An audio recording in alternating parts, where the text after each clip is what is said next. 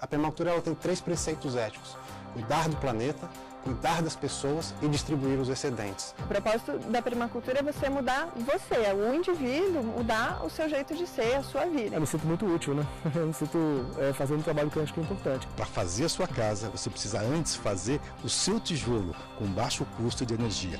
E é isso que nós vamos descobrir agora.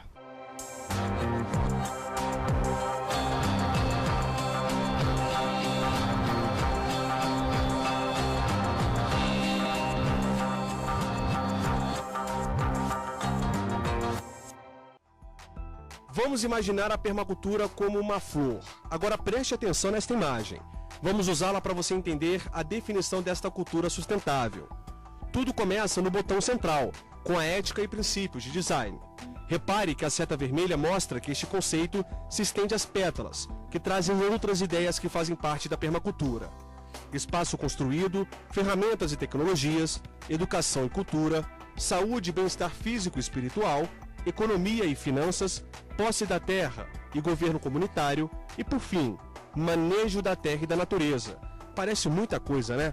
Se não ficou muito claro ainda, a gente traz uma definição simplificada.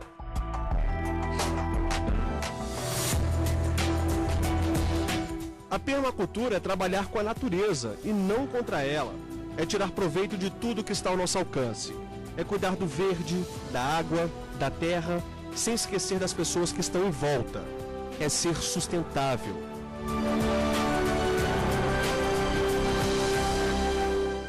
A gente fala que na permacultura, qualquer coisa que eu faça, eu tenho que pensar se isso que eu vou fazer permite que 7 gerações à frente, né, as minhas próximas gerações possam sobreviver, né, possam viver de preferência. E então a gente acredita que desse modo que a gente vive, a gente não vai poder continuar vivendo. O propósito da permacultura é você mudar você, o indivíduo, mudar o seu jeito de ser, a sua vida. Então não é tanto ir comprar um produto que venha com um selo de permacultura, mas sim eu produzir o meu alimento, né? Eu construir a minha casa. Então são coisas que vão do pequeno para o global. Permacultura, traduzindo, cultura permanente. O conceito surgiu de 2 pesquisadores australianos na década de 70. Foram 2 pesquisadores que conceberam a permacultura, né, o Bill Mollison e o David Holmgreen. Inicialmente ele era visto como uma técnica de agricultura, como que a gente poderia plantar de uma forma permanente, né? A palavra permacultura vem da junção de uma cultura permanente, porque até então a gente via que a gente plantava e a gente acabava degradando aquele solo e a gente tinha que mexer, né? Se mudar e plantar em outro local.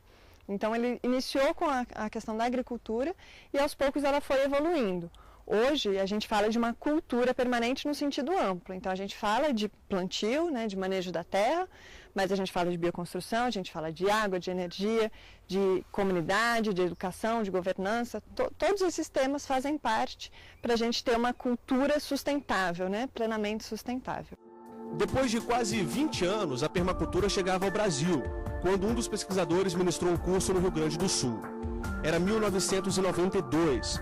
Mesmo ano em que aconteceu a Conferência das Nações Unidas sobre o Meio Ambiente e o Desenvolvimento, a Rio 92. De lá para cá, o movimento cresceu, e muito. E aos poucos isso foi entrando, permeando a sociedade. Então hoje a gente tem algumas universidades no Brasil que oferecem disciplinas com o nome permacultura, né, introdução à permacultura. A gente começou a ter editais de políticas públicas voltados para a sustentabilidade e para a permacultura.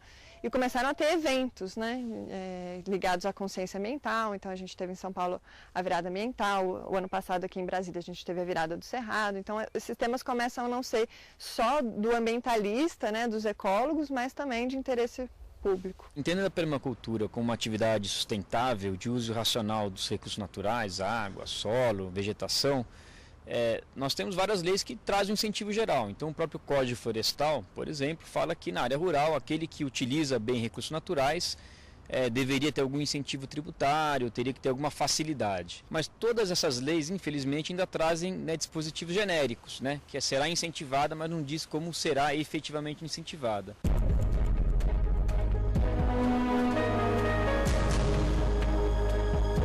Nossa equipe foi conhecer o Centro de Permacultura Asa Branca, que fica a mais de 20 quilômetros da área central de Brasília.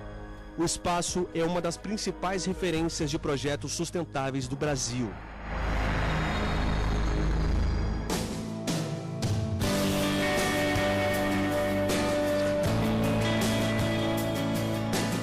Cerrado intocável, preservado, com dezenas, centenas, milhares de árvores nativas, trilhas ecológicas, sistemas de abastecimento e tratamento de água.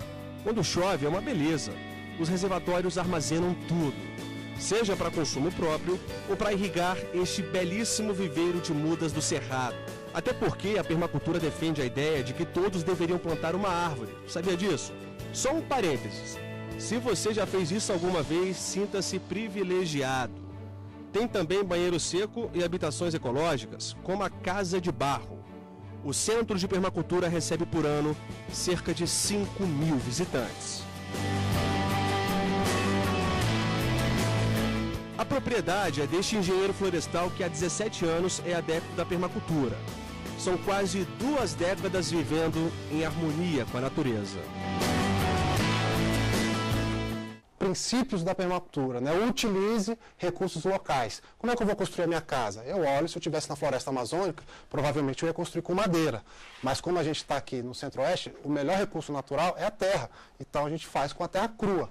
E por que a gente vai construir com terra crua? Qual é a questão ambiental, né, por trás da terra crua?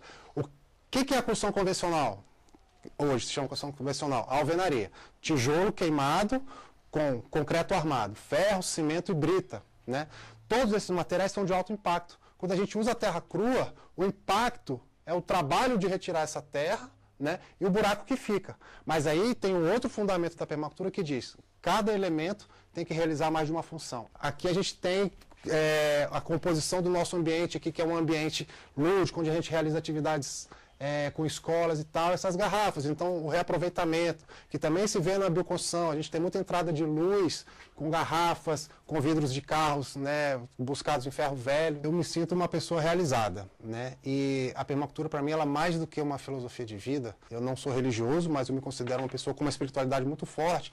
E essa espiritualidade, para mim, ela se manifesta por esse cuidado da vida, né? Uma espiritualidade enquanto um cuidado. A permacultura, ela tem 3 preceitos éticos: cuidar do planeta, cuidar das pessoas e distribuir os excedentes. Daqui a pouco, um casal muda completamente de vida para ajudar o meio ambiente. Sabe o que o Sérgio e a Mônica têm em comum? Tá certo, o amor de um pelo outro e dos dois pela permacultura.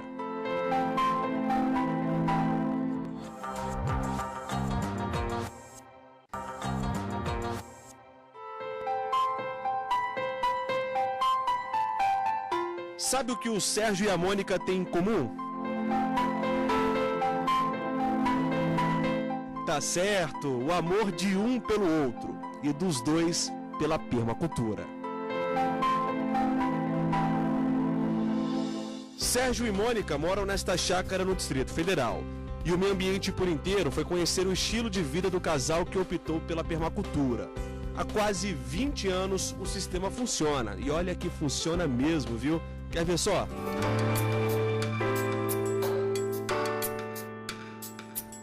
Vamos começar por esta oca construída com madeira de eucalipto e bambu. O lugar é reservado para os momentos, digamos, de lazer, para receber visitas. É agradável, arejado e iluminado por essas garrafas de vidro que também decoram o ambiente. E aí, o que achou?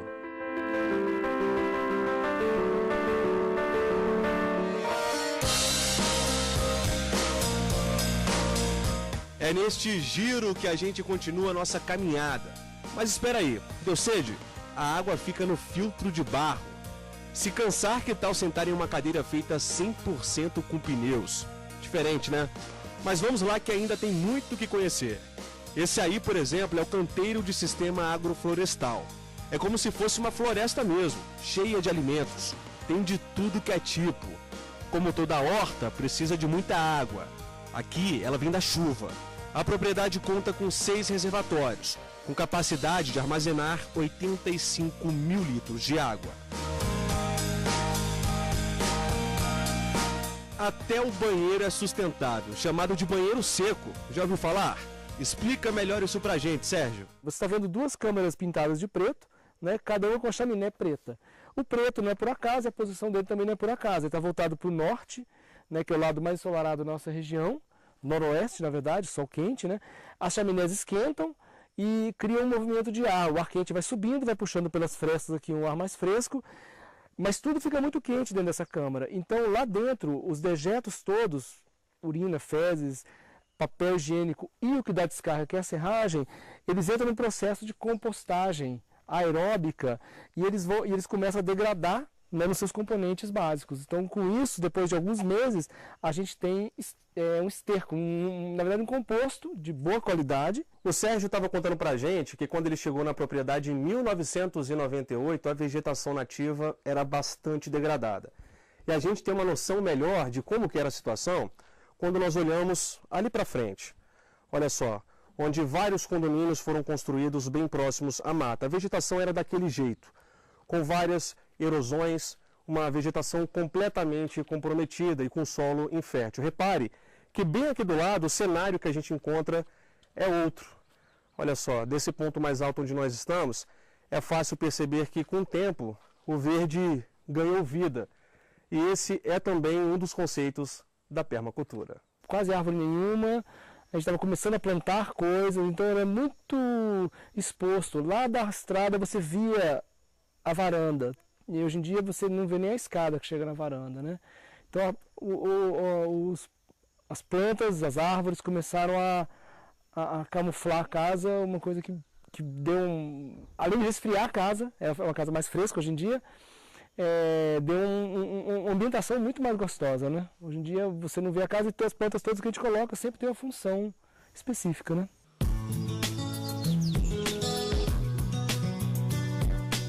Continuamos nossa caminhada. Aqui o lixo é todo separado. Latas de alumínio, garrafas plásticas, papel e isopor. Agora presta atenção nesta imagem. Tá vendo essa horta? Fica ao lado da lavanderia. A ideia é essa mesmo, trazer a natureza o mais perto possível.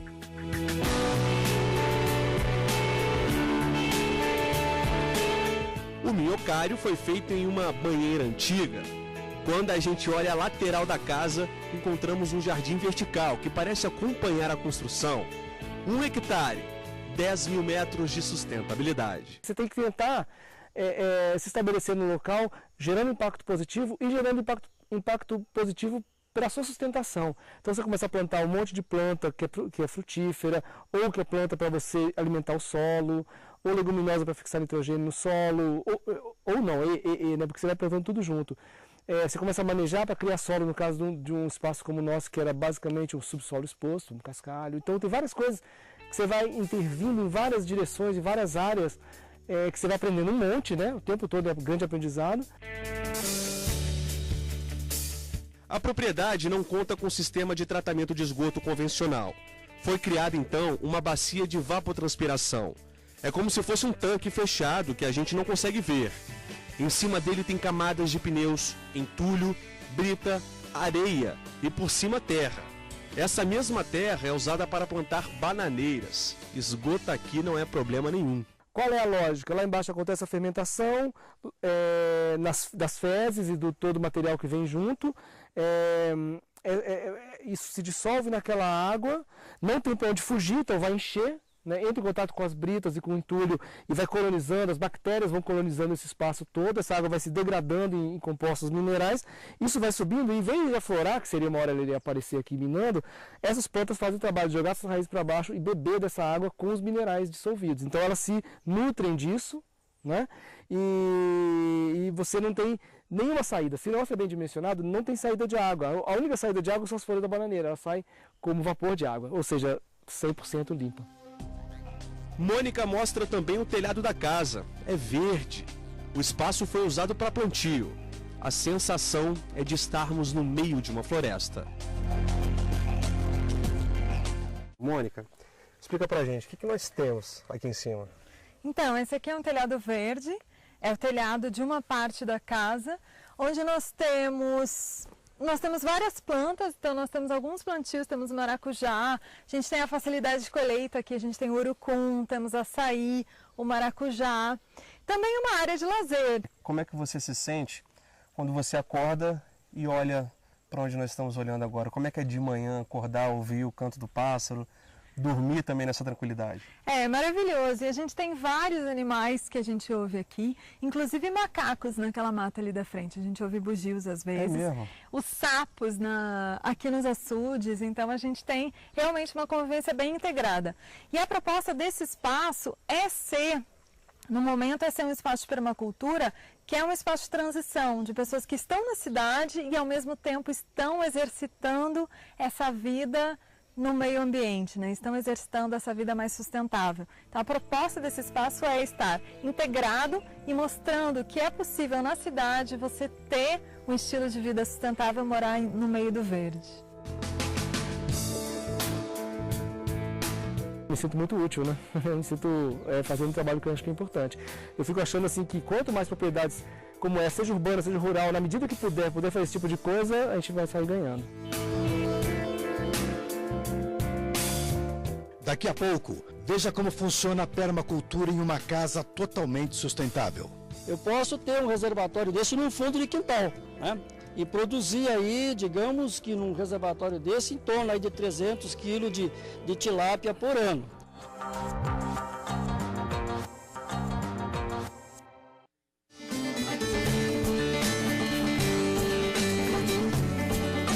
Como você já viu no programa, a permacultura é uma doutrina que busca a sustentabilidade e o equilíbrio ambiental nos detalhes básicos de nossa existência. Esse laboratório montado na Universidade Católica de Brasília responde à maioria das perguntas que fazemos quando pretendemos reduzir o uso de energia elétrica e até fazer um bom uso da água da chuva. Nesse núcleo de educação ambiental, o assunto é levado a sério e nada que vem do céu ou da terra é desperdiçado. Se você pretende viver num mundo totalmente sustentável, a primeira coisa a pensar é sobre a construção da sua casa. Na verdade, para fazer a sua casa, você precisa antes fazer o seu tijolo com baixo custo de energia. E é isso que nós vamos descobrir agora. A produção é manual, feita com a mistura de argila e cimento. Os alunos da universidade conseguem produzir até 1000 tijolos por dia. A matéria-prima vem do solo e a durabilidade varia com a qualidade da terra utilizada. Aqui nós temos um solo da região, assim, tem um argiloso.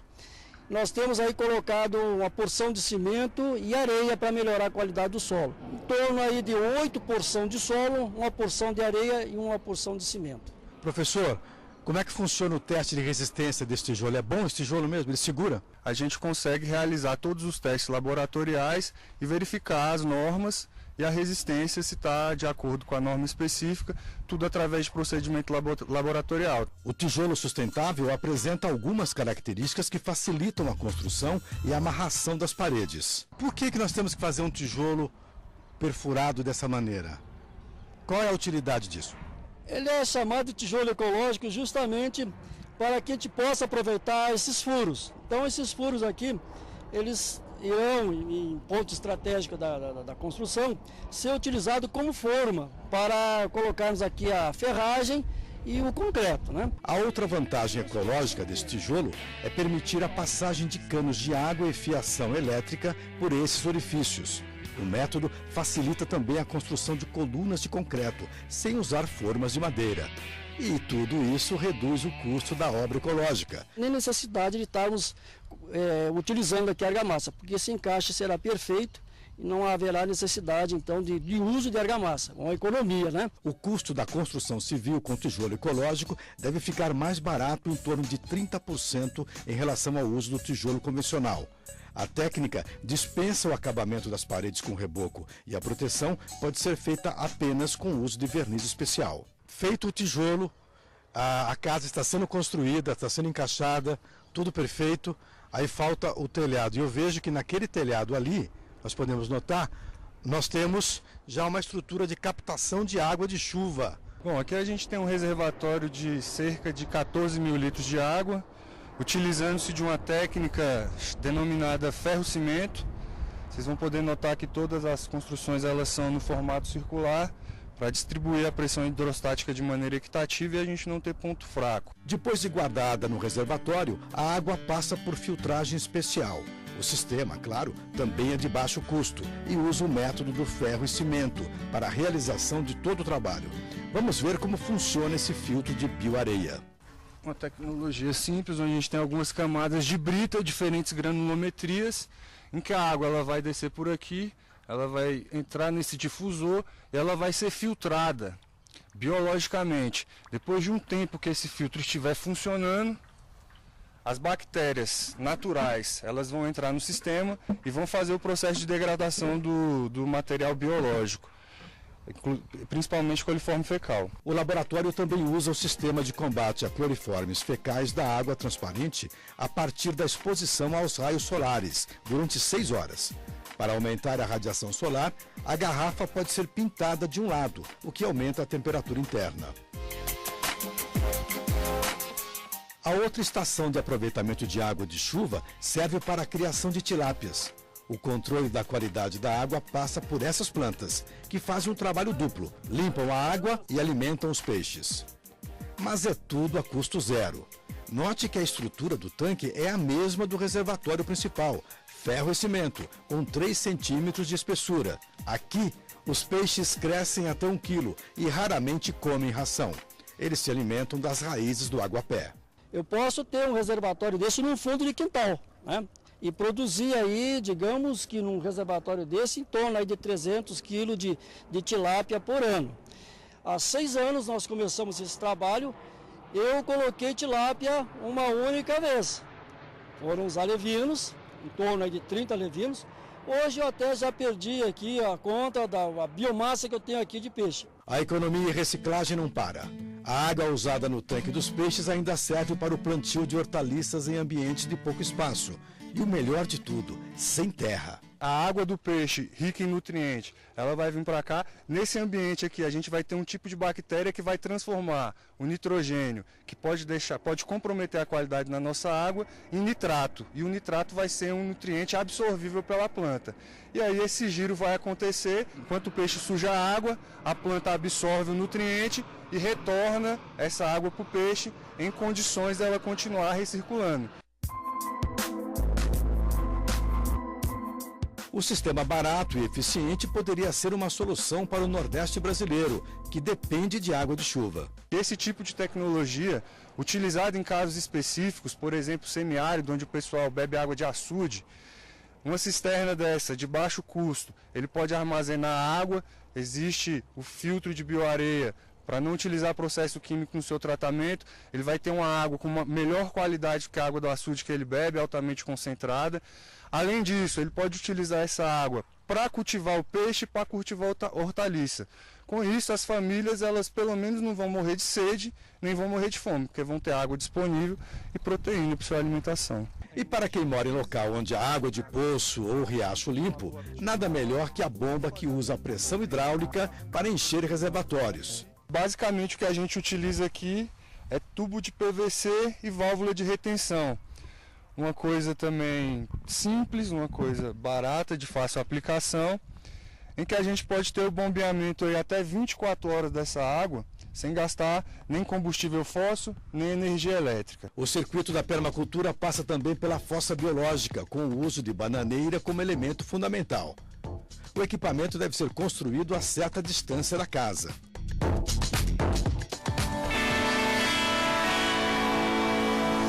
Como já vimos, o uso da energia solar é um elemento fundamental na doutrina da permacultura. Mas como usar os raios solares para dar sobrevida às frutas que podem se estragar dentro de casa? Simples assim. Interessante destacar que no momento que a fruta ela é desidratada, o que vai ficar concentrado nela são os açúcares. E o açúcar ele é um conservante natural. Então, no momento que a gente utiliza dessa técnica, aquele excedente agrícola que seria perdido nos processos tradicionais, ele pode ser conservado por muito mais tempo em função do nosso conservante, que é o açúcar que fica concentrado na desidratação. Inclusive, essa bananinha aí, ela já está no ponto. Temos a banana, o abacaxi. E quanto tempo demora para ficar no ponto? Em 4 dias a banana já está pronta para consumo. O abacaxi, que tem mais líquido, um pouquinho mais, né? Então, depende muito, assim, do fruto. A doutrina para uma existência ecológica dentro desse laboratório inclui ainda uma horta vertical para casas e apartamentos. Temos também o calçamento permeável para o escoamento da água da chuva não aproveitada. E agora, veja esses objetos. Adivinhou? São velas feitas com sobras de óleo de cozinha.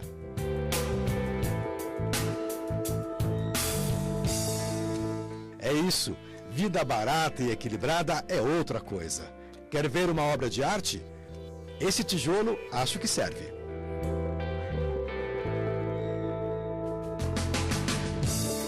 O Meio Ambiente por Inteiro fica por aqui. Se você quiser rever este e outros programas, acesse o nosso site tvjustiça.jus.br. E se você quiser fazer alguma sugestão, mande por e-mail meioambienteporinteiro@stf.jus.br. Até a próxima semana, pessoal.